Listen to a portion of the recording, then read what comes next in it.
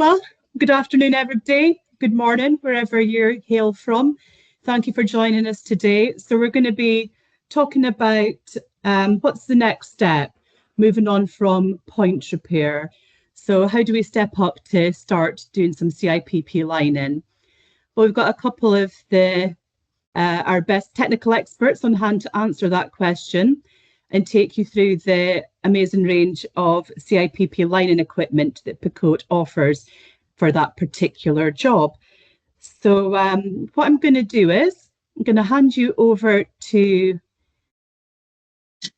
Andy, who will introduce himself and Dan and the team behind the scenes there from our training centre in Sandhurst. And he's going to take you through the tooling that we have on offer for CIPP lining, and then we're going to do some live demonstrations. So I'll hand you over to Andy now. Hello, everybody. I'm Andy. I've got Dan with me behind the camera. Quickly, just run around quickly, Stephen. Give him a wave. Stephen's on camera. He's our IT guy this afternoon. Got to drag him in so we all know who he is.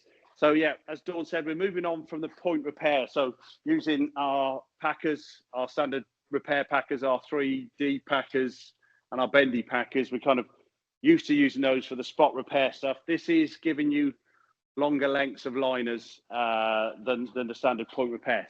So we've got a whole feast of tools here, starting here with our smart roller where we're going to do the wetting out. Dan kindly, just minutes before we went live, mixed the resin, so we don't need to see mixing resin in a minute or two. Let's pop that out of the way over there. So we've mixed up the resin.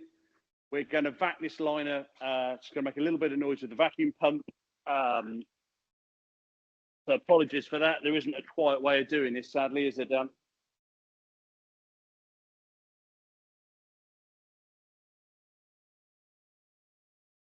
So just over here on the shop, we've got our battery-operated vacuum pump. Hopefully you can hear me clearly over the noise.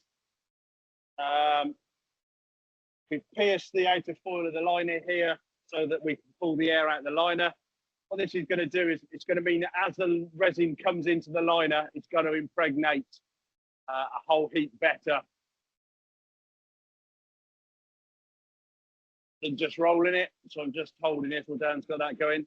You can actually see the resin crawling down the liner there just on the force of the vacuum pump. So this is battery operated, saves on leads. We've just got the back hose going here. One of the great things about the table and the roller is this arm on the end that holds the liner. It means it's kind of a one-man operation now. Dan's responsible for making the resin go into the liner. It means somebody's not having to hold it and be there in the way. So. And then just to clarify, Andy, Picote doesn't supply liner or resin. Just for the purposes of this demonstration, this is a combination that we're using. This is just one of our many products we use for our working day. But hopefully people will recognise it anyway, won't they? I'm sure. Other brands are available, as they say on the BBC. Dan's just getting this going. I'm probably turn the back pump off. We'll leave it on just a little bit longer. Dan's not on microphone, so you'll just hear him out of shot slightly. So the liner comes through. You can adjust on the side we are the thickness of the liner, forward and reverse. He's operating it down here with his foot, so you can roll the liner backwards and forwards. This will involve a couple of passes backwards and forwards while we're doing this. So Andy, what size can the MIDI roller take? This does up to 225 9-inch. Quite happily, and depending on the setup, we're talking 50 plus meters. It'll pull backwards and forwards quite happily. You can use this separately. This device will unbolt from here, so you can have this on site, or it'll be bolted on the table. The table is awesome. It just makes the whole process lovely and easy. We're not bent over on our knees anymore. We've done far too much working on the floor now. Anything that we can do stood up makes everything a lot easier. You can see this is pass one. You can see how well the impregnation on here is going. Well, Dan's doing that, because watching that go backwards and forwards is exciting as it is, Dan. Not for us right now. We're going to go over here and talk about some of the other stuff. So we'll just leave Dan out of shot. He's not really getting one out of a bucket he did earlier on, are you, Dan? So we're going to use a cannon today to blow this in. This is our new cannon. Handle on here to carry it, carrying strap as well. Air clips on here, safety relief valves on here, a clear tube so we can see the liner inside and we can see what it's doing. On this end, clamps on the nozzle on a quick cam coupling, and comes with a couple of different size nozzles where you're going to cuff back your liner and strap that onto there. In terms of the cannon, there's that part. We've also got a smart heat cap and a quick cap there. We'll go into those in a little bit more detail. But just the lining table and the smart roller, as awesome as it is, may not get you into lining. If you want to start somewhere, we have got other products sort of at the starter point in the range. Small roller here, inside on a small short length. We can roll it backwards and forwards. You adjust these wheels to give you different thicknesses of liner. It's got no power to it, so it kind of just works on your hand. So small liners, ideal. Next step up from that is this roller. Now, again, we've got the liner cup here for holding the liner. We've got an adjustment here for the thickness of the liner, but this will run off of your cordless drill. So you can run it backwards and forwards. So again, short liners and getting you into lining. And there's nothing wrong with having a combination of all of these various tools in the van for different jobs, because sometimes you might have a 10 meter, sometimes you might have a 50 meter. So that's the four kind of variants, and then the two options with the smart roller. When we're putting the liner in with the cannon, and you'll see this upstairs when we move up the stairs, and we're going to go and line a section of pipes in the background, we can load it in with the cannon. We can then leave it inflated with just a quick cap on it if we want to do that. Today, we're going to use the smart heat, the 110 electric heated cable, which feeds in through this particular gland. It's going to go into there. Something else we're going to use is the liner compressor, really useful tool. In some cases, people don't want to deflate the liner when they're doing certain tasks. So this allows us to clamp off the liner while we're swapping the cannon in and out, and leaving it sort of inflated. And then by releasing that, puts the air just in the end and keeps it going. You'll see us using that up the stairs shortly. How are you doing, Dan? Fantastic. So we'll come back over towards Dan now then. Today, for a little bit of variation, we typically, when we're doing small demos, just invert a liner, don't we? Just blow it in. Today, we thought we'd do a bit of a dual inversion, just to refresh ourselves and keep us on spec with our contracting land and world that we live in as well.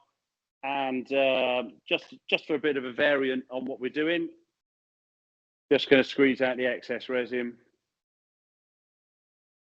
And with the roller, we've set this at the manufacturer's recommended thickness when we're rolling it, so we get the right amount of resin into the felt. This resin we're using, it's got a fairly slow cure time on it, so we've got time to work and do our job. Different resins, so we don't supply these resins, but talk to some of the suppliers for the resins. Different resins, different mix ratios as well. Some are simpler than others. Don't be scared about the ratios and bits and pieces.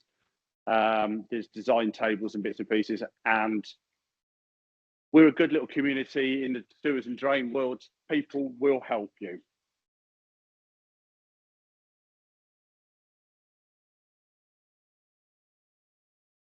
And just so everyone, sorry, Andy, I was just going to say, if anyone has any questions, pop them in the Q&A for us, and Andy and Dan will be free to take your questions at the end of the demonstration as well. Sorry, Andy. That's all right.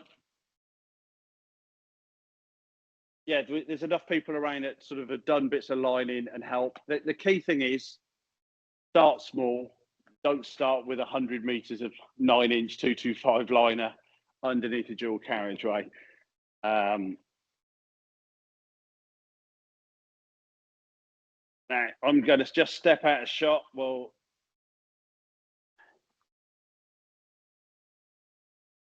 do this.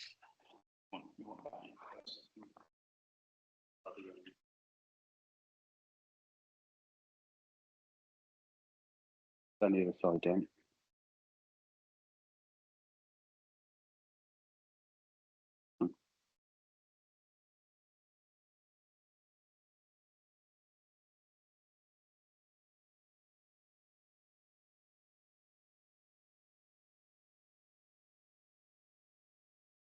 All right.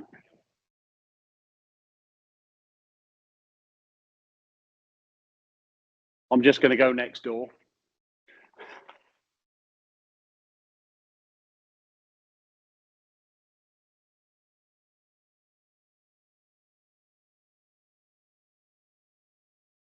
So can you just explain to everyone yeah, what you're doing at this point, Andy? What we're doing at the moment, we're just, we wet out the liner, and now we're going to just pull the calibration hose over the top of the liner, because what we're going to do, what we call a dual inversion. So we're going to blow the liner in and at the same time blow the calibration hose into the pipe. So it's a one shot kind of go.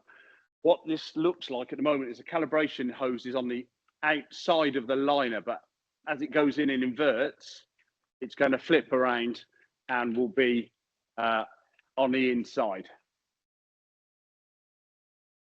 So it's just a little bit of an extra task here. But what this means is once we pull the calibration hose out, the end of the liner will be open. Just a bit, yeah.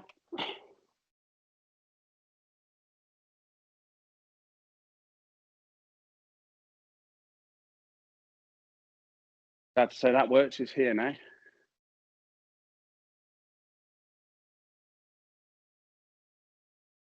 Okay, so that's this bit done. What Dan's now going to do is strap the lining ribbon onto the far end calibration hose. This is going to be the one when we've cured the liner. This is what we're going to then pull through. Just going to get a couple of metal cable ties for him.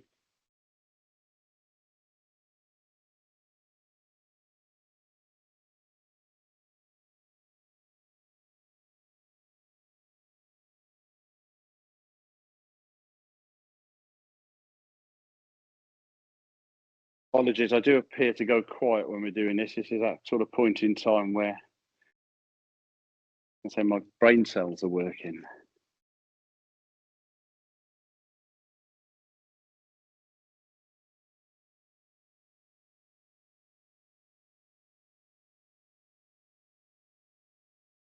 So now we're just going to clamp this on using some metal ties. People use hose clips. Some people use plastic zip ties. We like to use the metal ties because we're going to use heat. Got my glove there. So just going to strap this up. And like just about everything in our drainage world, a little bit of gaffer tape.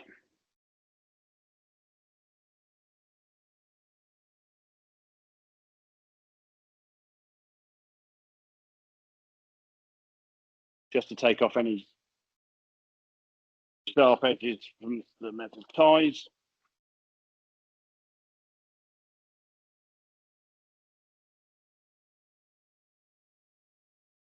This is our cannon.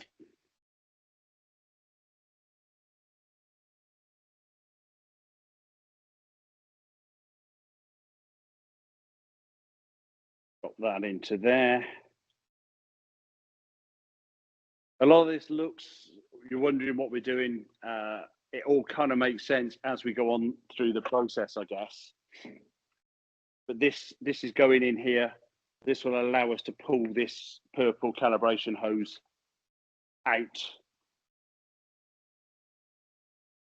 And the Canon is really for those shorter lengths, isn't it, Andy? Shorter lengths, mega portable. What we've set ourselves up here, we're wetting out downstairs in our training room. We will go up the stairs shortly up onto our mezzanine floor where we've set the top of the pipe out. So it's a bit like a stack pipe. So this isn't just for internal pipe work. It can be used externally on short drain runs. Pipes are pipes really at the end of the day. So just happens we're inside because it's raining currently here in the UK. Of course it's raining, hence we're inside. And so realistically, Andy, how much could you really pack into the Canon? In this larger Canon on a what DN100, depending on which line of product you're using, probably about 8 to 10 meters at a push of the DN100, which is kind of pretty good measurements for a lot of internal works. And nowadays, transfer sewers came out in the UK. We tend to be lining shorter lengths now. Yeah. And like I said, don't try and set the world on fire with your lining. Stick to some shorter lengths. Learn your trade. This will strap up in the roof of the van out of the way, so it takes up no more space than a packer in reality. But you're able to line up to sort of 10 meters of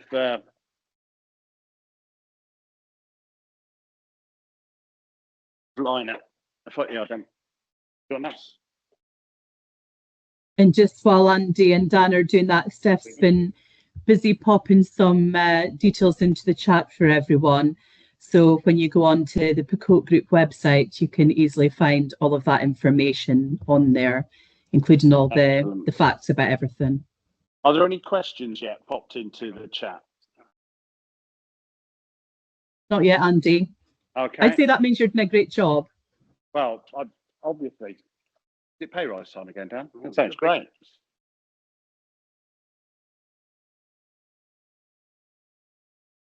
So again, we've got the cordless drill out for doing the hose clamps up. That cordless drill we use for the mixing paddle to mix the resins.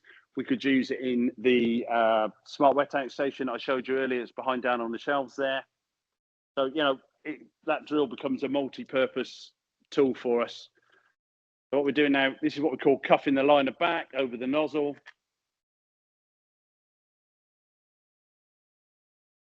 A little bit fiddly, so it either goes immediately to plan or just a little fiddle, drop a hose clip on there. And you'll see something else Dan did then, and I hope you guys who did the patching already know that trick, double glove. Once you've got resin on your gloves, you're able to just rip a glove off the top and you've got a glove underneath, enables you to carry on your work a little bit quicker.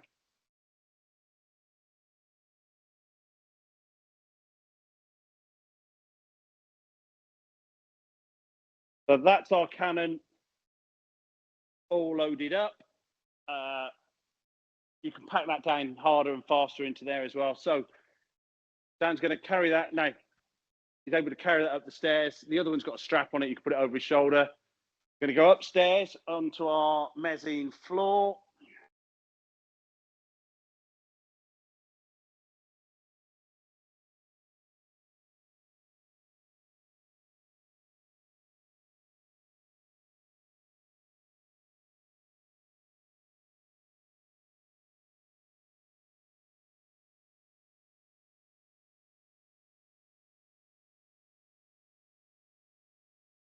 All we need up here is a little bit of electricity. We've got a compressor line up here. And what we're going to do now is turn the regulator really down low. So then we can then very carefully line, as they increase the air pressure, the liner will start to come out of the Canon. Resin coated side against the inside of the pipe. We've got another camera downstairs, so you should see. So in fact, we probably at this point you'll see the liners going in. We put a bit of perspex pipe on the end so you can see it going in, which I hope you can. We're going to blow this in now, so we can probably switch to the second camera that we've got set up downstairs. So you'll see.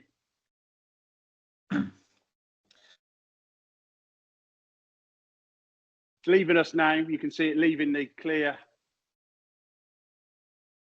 tube here.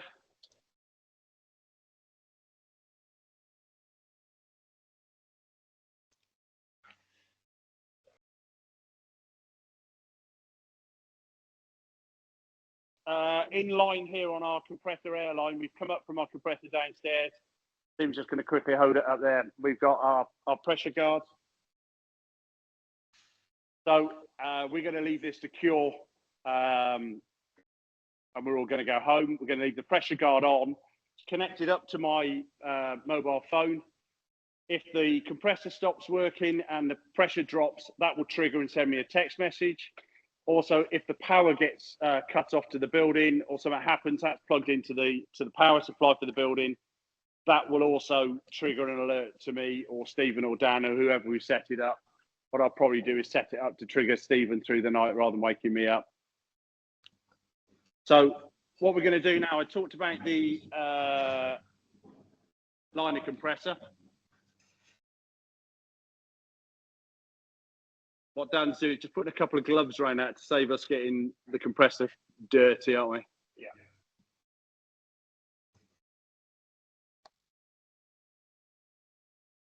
Yeah. Probably just a little bit out of shot, but Dan's got the compressor here. On the end of it is another cordless drill. Like I said, that comes in very, very useful. And he's just squeezing down the liner to hope you can see. Okay, I'm going to just release the pressure off of here then.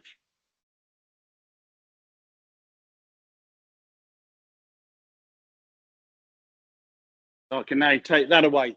Benefit we've got here by taking the cannon away, that can go and do another job and earn us some money somewhere else, can't it? Yeah. You may have a property to do that has 2 or 3 liners. So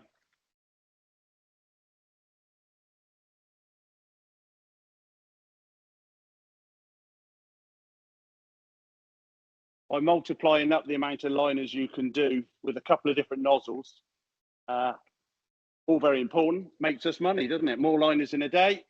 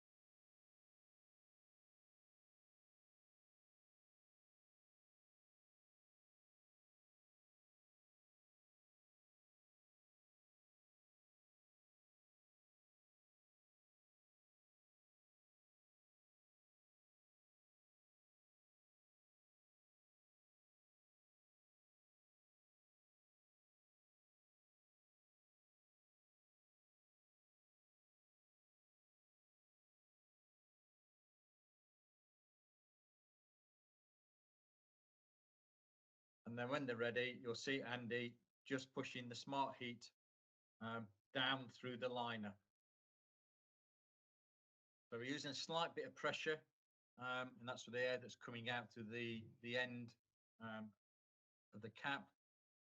But once they've got this all the way down past the end of the liner, then they'll tighten the cap off. That stops the air from leaking out. And then at this stage, then when they are comfortable that everything is tight and secure, they then will switch on the smart heat. And that's obviously electrically powered. And then the smart heat cable itself will warm up to 60 degrees centigrade. And then that will start off the curing process. I said we've got the pressure guard on here. Just lift your left hand, left foot down. Thank you. So that's in. We push it to the end. We are losing air through this because we've got the lining ribbon in here, so that's not too much of a problem. This is a 110 smart heat, so very simply, press the button, light comes on, that's now going to get hot. Importantly, we don't preheat this, otherwise my hands get hot when we're pushing it in. Also, that goes a bit flexible while it's heated up. So it's better to push it in cold. That's all in place. Dan's just wiping up the bits of resin. Inevitably, there's always a bit of resin around. We sheet the place out. We use a lot of cardboard thing. Pressure guard's all on and turned on now, is it, Stephen? That's all ready to go. So we're now inflated up to the manufacturer's pressure on there, so that's all happy. Just as another thing, we use a regulator here today.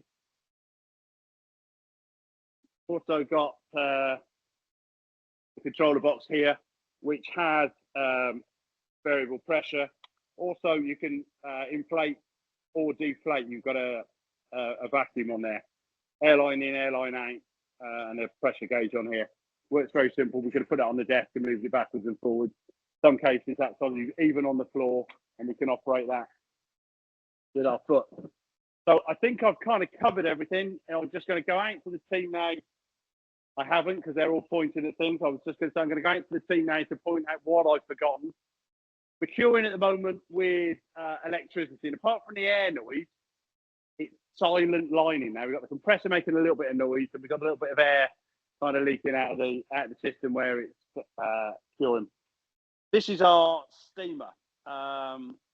We can actually use that with a nozzle on the ends. A little bit more complicated to set up, but where we were folding back and putting the metal ties on, we could put a steam nozzle. With this, we could induce steam in at this end, blow it down through the liner, and the exhaust steam would come out at the far end. Again, a simple little unit. It's on wheels, nice and portable. That we could then use in many cases to cure liners. We also use it on our connection collar kits. So what I'm going to suggest is we'll probably go downstairs and see if there's any questions and see what else I've missed. Thanks, Andy. Yeah, if anyone does have a question for our technical team, if you could just pop it into the Q&A, that would be fantastic. Steph has been busy behind the scenes adding all those product pages of everything we've talked about, and then Andy showed you. So they're all in the chat. But in case you don't have time now, just check out picotegroup.com. And you can also check out picoteinstitute.com, where we've got some free learning courses, online courses, and there's lots of videos on there, lots of technical tips, as well as all those fact sheets and operating manuals that you need as well. So get along to picoteinstitute.com. It's free to register, and it's got an absolute wealth of resources on hand for free. Yeah, we use the Institute. It's a brilliant resource when we can't think of a number or a length or something that's just fallen out of our head. The Institute we use, great source of information, and it's done for everybody to use. We can't kind of recommend that enough. We had some visitors in yesterday, took the little card away with them. They were logging on yesterday. Really happy with the source of information there. So hopefully covered the gear and a bit more. We've covered a bit about the installation methods. There are simpler ways of putting them in. There are even more complicated ways of putting them in. Depends on the application, the site, the length, what you want to do with the liner. So, but don't be scared, guys. Lining's not as scary as some people think. If you just take your time and think it all through, planning is very, very important. And you know, we can get the world doing lining again. So I think we're pretty much done on the demo side. I'll get Dan and Stephen to come and sort of join me here, and we'll see if there's any questions coming in. And you know, we'll answer. Well, I have a question for you, Andy. So we saw the smart heat cable, and obviously we were using a resin for we were doing ambient cure with this for everybody's benefit, using the smart heat cable does it accelerate the cure, but approximately how much time are you saving by doing that? You can, depend on the resin, but you can sort of knock half the time, 50% of the time, but at least 50%. But what it really does, it means we could have wetted out that liner, mixed that resin. We could have gone for a cup of tea and a sandwich, to be honest, before we come back. So the pressure was off. So any little hints, if we'd forgotten to connect at the compressor or do something in our work stages, or a customer comes along or something happens, we weren't under pressure. So you can get it all in, get it inflated, get it set up, and then the minute you press that switch and turn the smart heat on, and you're reducing that cure time. So it's kind of lining without the stress. We don't want stress. We've had enough of that over the years. We're done with stress. So make it as easy as you can. Again, with the steamer as well, it does the same sort of thing. That could 50% thereabout. All depends on the resin choice, but pretty much, definitely speeds up your cure times. Well, that sounds really good. And obviously, everything we've seen today is really for shorter lengths of lining. I think you said earlier up to round about, was it 20 or 30 meters or something like that, maybe tops. I mean, the Canon is not going that far. That's going a bit, and that's going up to, I think you said 10 or 12 meters of 4-inch. And then obviously more if you're doing 2-inch or 3-inch lines. But I think what we can also see, that's a really nice, natural, organic step up from doing point repair. But also it's a reasonably small amount of kit that you need as well to get you started, isn't it? I mean, just looking at what's behind you even, there's really not a lot involved to really make that decision to get into doing a bit more lining. We often have chats in the office. You could do this out the back of a small, I got a caddy kind of size, a small little combo size van. We're not talking about the big long wheelbase vans to get this gear in.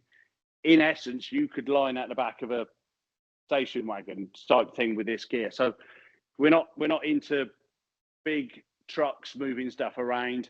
Start small and grow. You can bolt this into a big van and have a big workstation, but start small and learn the trade.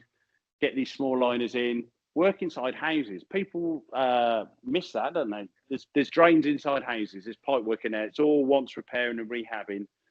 So there's money opportunities for us as contractors to get in and use this kit and turn it into money and make happy customers. Well, that all sounds great. And so, of course, happy customers are very important as well.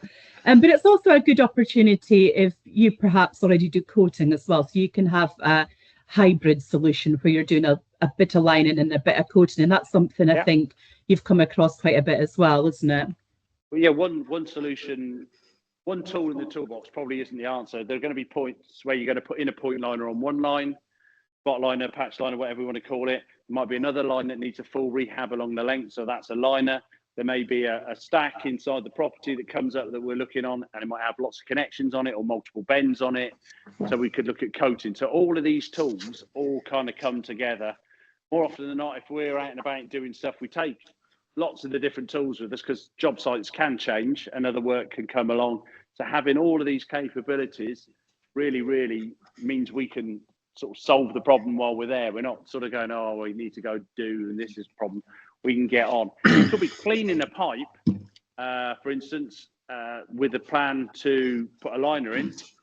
And when you've cleaned it back, find that there's quite a large hole. So you might want to put a spot liner in first and then put the liner in.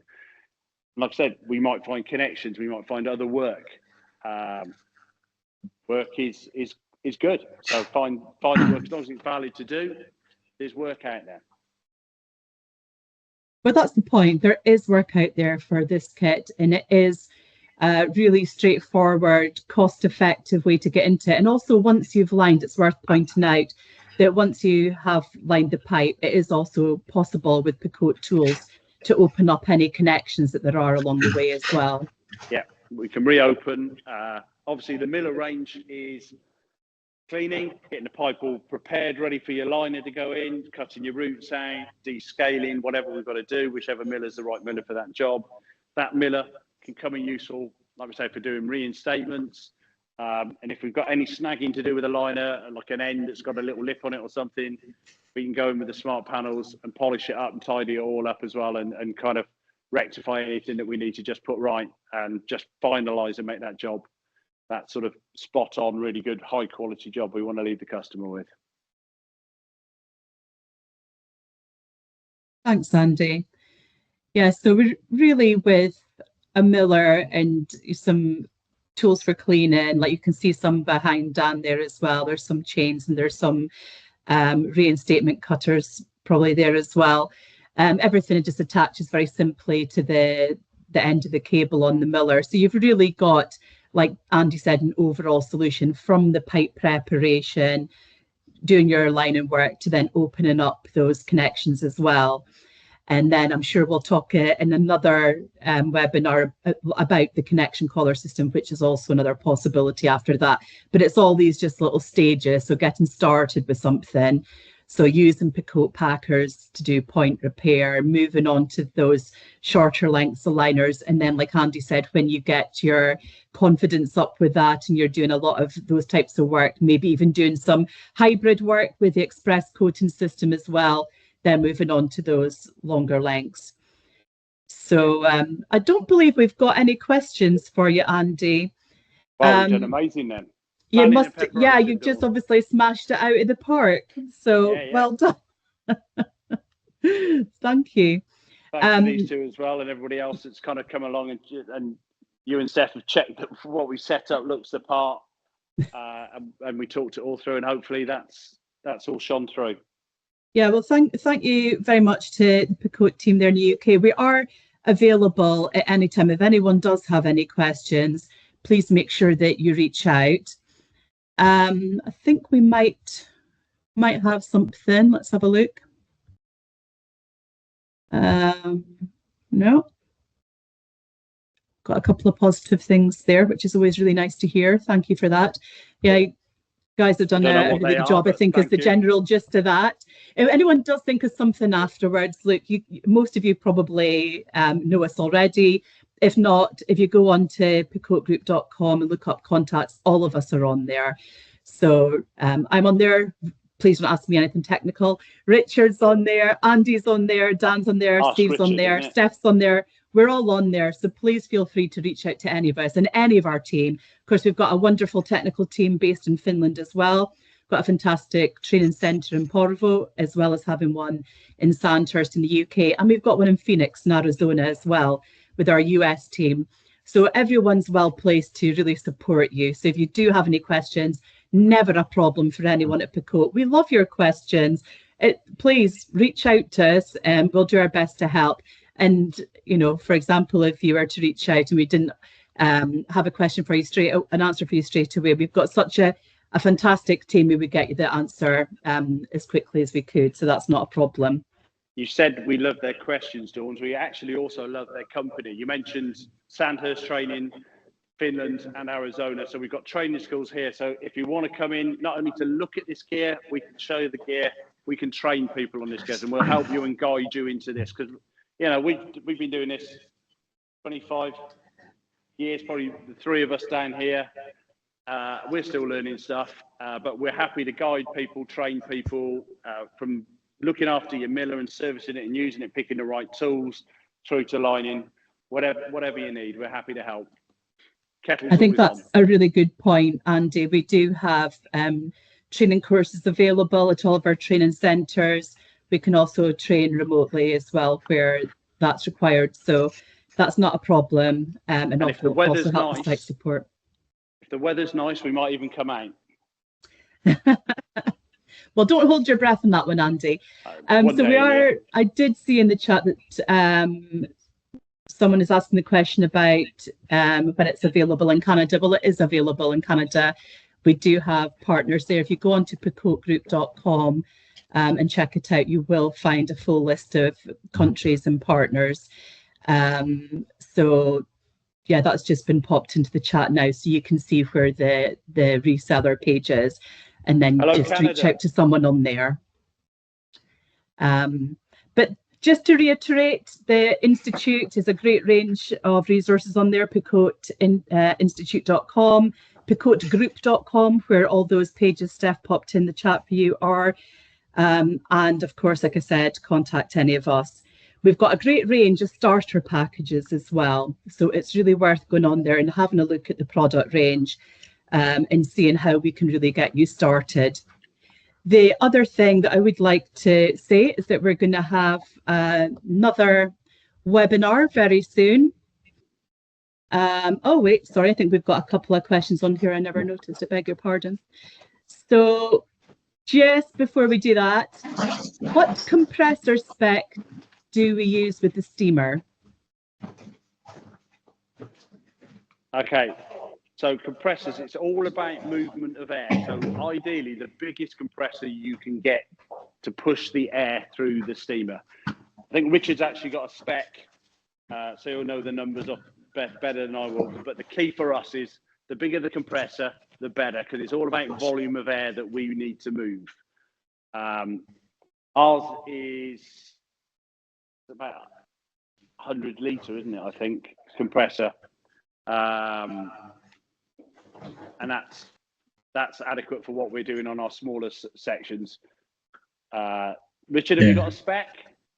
The spec varies depending on the steam nozzle at the far end of the liner that you're installing. And I'm trying to find that. We have the details of that are in our technical manual for the steamer, which I'm trying to that technical manual is also now on the Institute, isn't it, that you're just logging into quickly. But the real key is the bigger the compressor, the better, because you can always turn it down. And of course, the bigger liner, longer liner, more steam, more energy, more power you're going to kind of need. Yeah, and that's the bit that's important. It's getting the airflow through there, and also the groundwater or the ambient temperature around the outside of the pipe that you put that you're steaming the liner in as well. Trying to get down to. So while Richard's looking that up, Andy, could you just explain to us about the camera port and how that works for the Canon? Yeah, we missed that. Very good point. On the back, where we've got the cap, or very similar on the Smart Heat. It's probably easier to talk about it with the Smart Heat because that's facing the camera. And we don't have one at hand, but this gland on here that accepted the Smart Heat through, we also do a slightly smaller gland that we can actually put our small camera in through here and push it down inside the liner. So what we could have done today, if we wanted to do, we could have blown the liner in before inserting the Smart Heat. We could have put the camera in and pushed it down to check that the end of the liner, we could see the knot, or it opened up and it was all in place. And that would allow us to verify another stage, depending on where the job is and how much you want to check before you start adding the heat. So we could have put the camera in, pushed that down, checked it was all inflated, then pulled that out, changed the gland over to put the Smart Heat in place, and then, like I say, turn the power on to reduce the cure time. But yeah, very, very useful thing in some applications to check that it's inflated. Hopefully I described it all right, because we just didn't have one at hand. Thanks for that, Andy. You're looking at the compressor needs to be up to 10 bar pressure. I can't find the actual flow rates.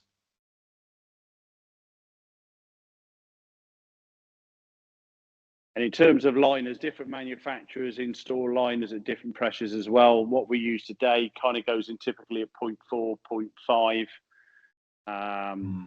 You know, it varies slightly depending on the manufacturer. Again, the sellers of the liners and the resins will be able to guide you along all of those pressures and how the mixes all work. And a lot of them offer training as well, so you can learn about the resins and lining and using our products with our reseller network as well.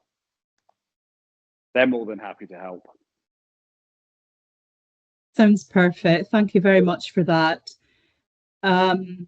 Don't think we've got any more questions right now. So I would like to just say that was a great job. Thank you very much again.